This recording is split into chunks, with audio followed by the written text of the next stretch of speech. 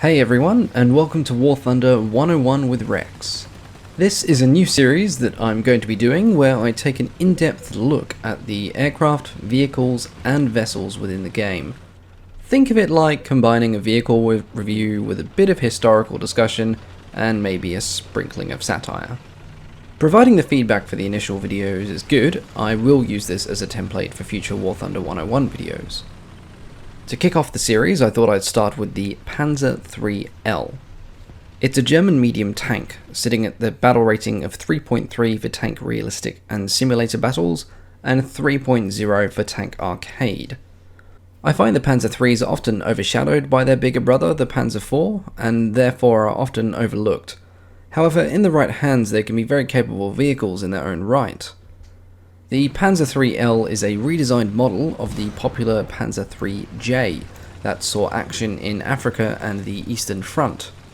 It was the second most produced variant of the tank during the Second World War, with approximately 1,470 of the Panzer III L being produced by the end of its production in 1942. Its in-game stats are as follows. It weighs in at 22.5 tons. Its engine produces 265 horsepower at 3000 RPM, and it has a top speed of 53 km an hour, which makes it one of the faster tanks of its class. It has a stock maximum inclination angle of 27 degrees, and fully upgraded it can climb inclines of up to 35 degrees. It has 5 crew members, and is armed with a 50mm Kpfw cannon for the main gun, and has a coaxial 7.92mm MG34 as its secondary armament. Ammo capacity is 92 rounds for the main gun, and 3,750 rounds for the MG. The armor protection for the tank at this battle rating is acceptable, with 50mm of frontal armor plating, plus an additional 20mm of armor offset from that. This aids the tank when it comes under fire from heat ammunition, as the chemical reaction of the round has to first penetrate the offset armor before it reaches the main hull plating, thus reducing its effectiveness. Side armor of the tank is 30mm, as is the side and rear armor of the turret. The rear body of the tank shares the same 50mm armor plating at the front, minus the offset 20mm of additional spaced armor. Though acceptable, and by far not the worst armor for its battle rating, the Panzer III L is not without its weak points.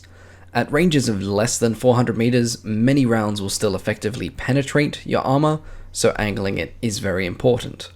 The roof armor of the turret is only 10mm thick, and the top armor plate covering the engine is a mere 15mm. This leaves the tank incredibly vulnerable to air attack, as basically 50 cal machine gun rounds can easily cut through that armor, damage the engine, and knock out crew members.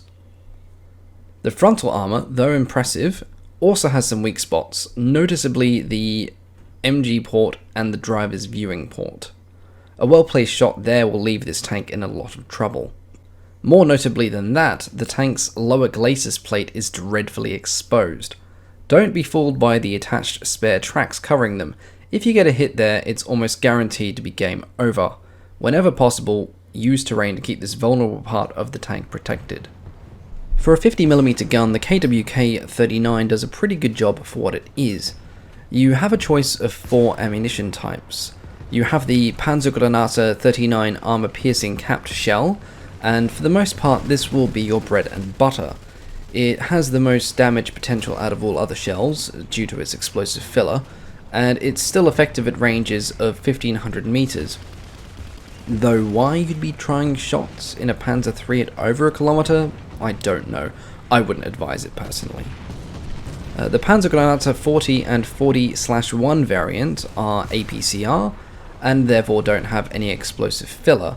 However, they offer superior armor penetration at close range and should be used against heavily armored targets that your ballistic cap rounds cannot penetrate. Be sure to aim carefully with these rounds, as they will only do real damage to whatever crew members or tank parts are in their direct path.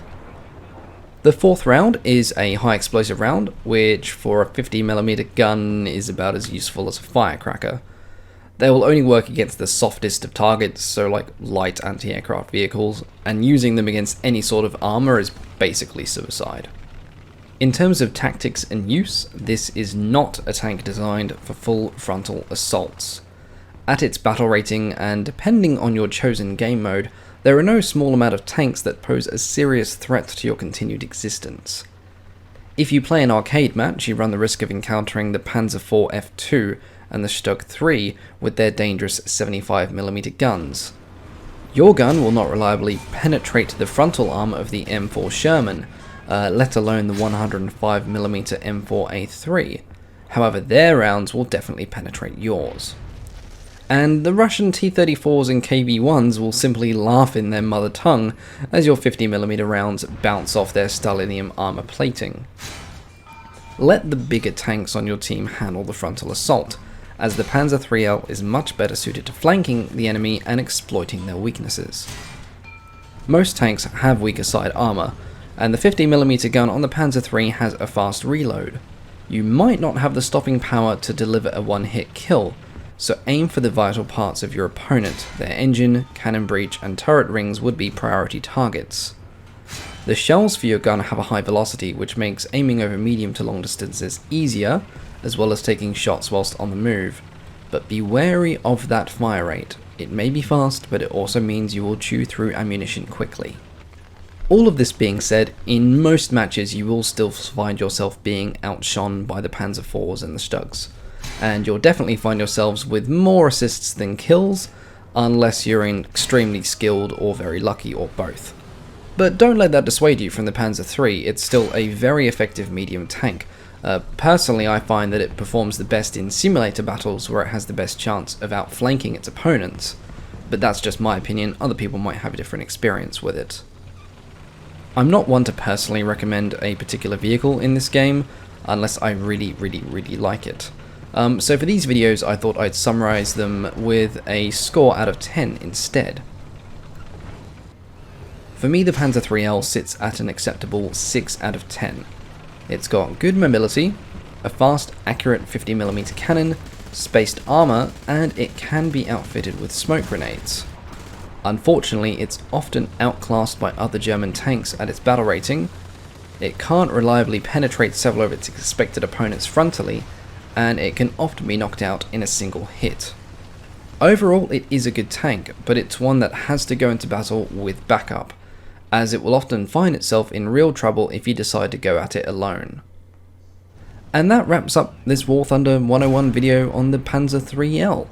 I really hope you enjoyed it, as I'm a big fan of military history, specifically 20th century military history, and I hope that maybe this video and others might prove useful to newer players of the game as well. Either way, I do welcome feedback, so please feel free to leave a comment, and if there is a specific vehicle you would like to have covered in these videos in the future, by all means let me know. However, that is it from me for now. As always, thank you very much for watching, and I'll catch you all next time.